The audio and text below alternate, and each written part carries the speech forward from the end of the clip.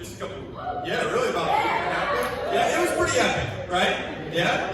Nobody was like, you're supposed to be like, yeah, it was so epic. That's a little better. So I don't know about you guys. I'm still feeling a little tired. Is anybody else still feeling a little tired? I'm like 78% there, I would say, probably, right? Like, I'm doing pretty good, but about 78%, I don't know, maybe 79 by tomorrow. So, anyways, as we reflect back, so stay with me here a little bit.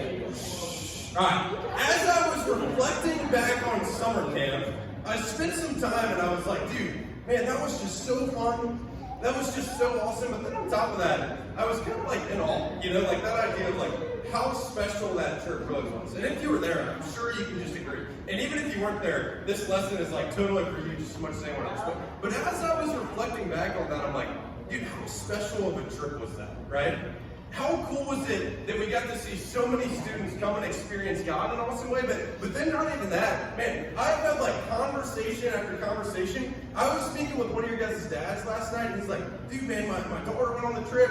She's been in her Bible like every day since. I was speaking to like a high school dude just a couple days ago. He's like, dude, I've been reading through the book of Daniel like every day since summer camp. And he started telling me all these facts and stuff. He's like, man, did you know this? Did you know? Like, it was just so cool to see. Not only was that a special experience, but that you guys, meaning our student ministry, meaning our church, is fired up to go, right? It wasn't just, hey, that was cool, that was fun, we got to play basketball and blah. No. It was like, hey, this was a special encounter with God, and this is going to be the start of something awesome in my life.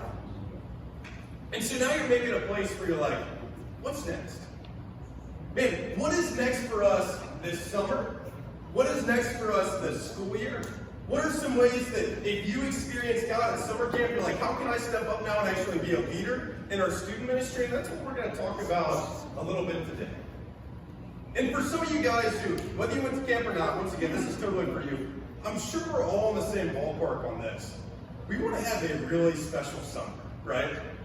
Man, how many of you guys felt robbed a little bit last year, right? Like, maybe you missed out on a camp thing last year, we weren't able to do youth stuff the same, maybe you weren't able to go on vacations, and you're like, man, I want this to be something awesome, I want this to be a great year. And let me just tell you, it is going to be an awesome year, it's going to be an awesome summer, specifically if we can do a couple of these things.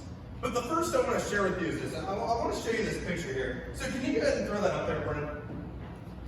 So, right here, this is that calendar that we talked about. Now, I want to talk about all these events specifically a little bit. So, up here you see we already have summer camp. We've got a house party coming up. It's going to be a blast. We've got middle school BBS, which is like all the water games you could ever imagine. We've got like a cereal bar, which is going to be every cereal flavor you've ever tasted before in your life, which, by the way, Captain Crunch Berry flavor covers it all, though, right? I don't know. Yeah. All right. Then we've got another house party with a pool party. We've got an epic back-to-school bash event. And then, too, even just as we meet together on Sunday mornings, we are going to have a ton of fun. So I want you to take two things from this. The first is we are going to have an awesome time together this summer. All right? Are you guys ready for that? Like, we are going to have a blast. But the second thing I want you to look at is each one of those things is an opportunity. All right? That's more than just an event that's going to be fun. That is really an opportunity for you guys to come. For you guys to come and hear about God, specifically yourselves too, but then on top of that, for you guys to invite friends. So, anytime we do anything as a youth ministry, your friends are welcome and you're encouraged to bring them here. But specifically, when we do an event like that, it is your guys' job to get your buddies here. So we're going to talk about 3 ways that we can take this summer schedule, that we can take the stuff you guys are doing in your free time this summer, and make this one of the best summers, if not the best summer yet. And the first way that we can do that is this. If we want to have the best summer yet, we got to be here. It's pretty short and sweet, right? We got to be here. Like, now, I want to talk about this idea of be here, because this is more than just show up, right? Like, showing up is actually the easy part. Now, how many of you guys have ever been around someone who showed up for something, but then they kind of like sat in a corner, and they were quiet, and they did their own thing, and they had a pouty face? You guys are resonating with this a little bit, right? Yeah, maybe you've seen that before. It's easy to show up and kind of be a little lame, and kind of be by yourself and stuff. Now, here's the deal. That doesn't totally count as showing up, right? there's a big difference between being somewhere and actually engaging in something. Alright? So for you guys, it's not enough to just come to church. You actually have to be willing to be like, man, what if God actually can speak to me today? What if he actually will? And then you have to be able to listen to that. It's not enough to just sit in a small group and feel like you're going to experience something. You actually have to be willing to come and learn. You have to be willing to ask tough questions. You have to be willing to be like, hey, I don't really understand that. That's when God really starts to work through you. And then on top of that, man, if you're going to be here, which we want you to be positive, right?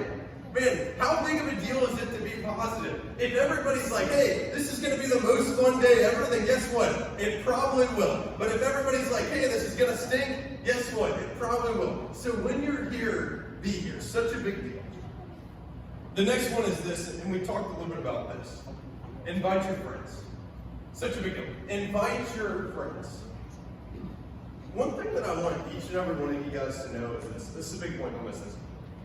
People are supposed to be in heaven because of you. I don't know if you've heard that before or not, so I'm going to say it again. People are supposed to be in heaven because of you.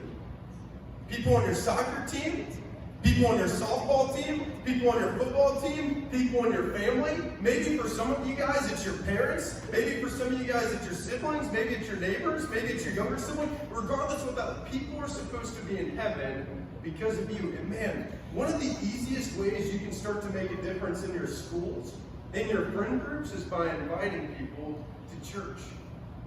Man, we've seen some awesome growth in our student ministry, and so much of this is because students like you guys stepped up and they're like, you know what? Man, I'm going to be someone who invites my friends.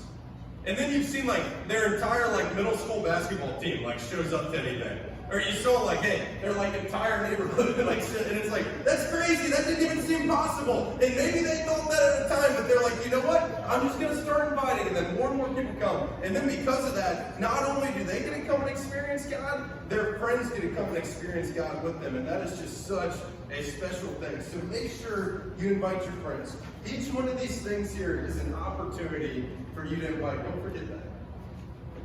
And the third way that we can have an awesome, awesome summer, we got to pray for God. Don't take this for granted. Man, prayer is powerful. I want to share with you this piece of scripture. Go ahead and throw that up there, Brian. This comes out of the book of John. So this is John 14:14. It says this. It says, you may ask me for anything in my name, and I will do it. You may ask me for anything in my name, and I will do it. Now here's the deal. This is Jesus talking to us, and this is a promise from him. He's like, hey, anything that you ask for that's going to glorify God, he's going to give that to you. Man, if you ask him, hey, help me be a leader in my schools, he's going to let you do that. Help me tell my friends about God, he's going to do that. Help me be a leader in my youth, he's going to allow you to do that. Never underestimate the power of prayer. I want to end with this idea. Man, we were able to have such an awesome summer camp, right? If you're there, it was just a special, special week. A big part of why I think that happened was because heroes around our church stepped up and spent intentional time in prayer. We prayed as a youth ministry, but it didn't stop there. Your small group leaders, they were praying for you. I was praying for you. Your parents, they were praying for you. And then on top of that, I was on Facebook a little bit, over and over and over again, I saw people being like, hey, man, we're just covering this trip in prayers. We have a prayer team as a church, and I got all these emails man, we've been praying our hearts out for our student ministry. We've been praying for God to speak. And just over and over and over again, we heard these stories of people who are spiritual warriors, just praying and praying and praying. And what happens when they do that? God moves, right? Prayer is powerful, so never forget that. Man, we are going to have a special summer. We're going to do it together. But for that to happen, we got to do these three things. We got to be here. We got to invite our friends. And we got to spend some time in prayer. And if we can do that, I'm telling you, you are in for a special treat over the course of the next couple months and the next couple years. It is just going to be an awesome journey to be on together. Let's go ahead and pray together.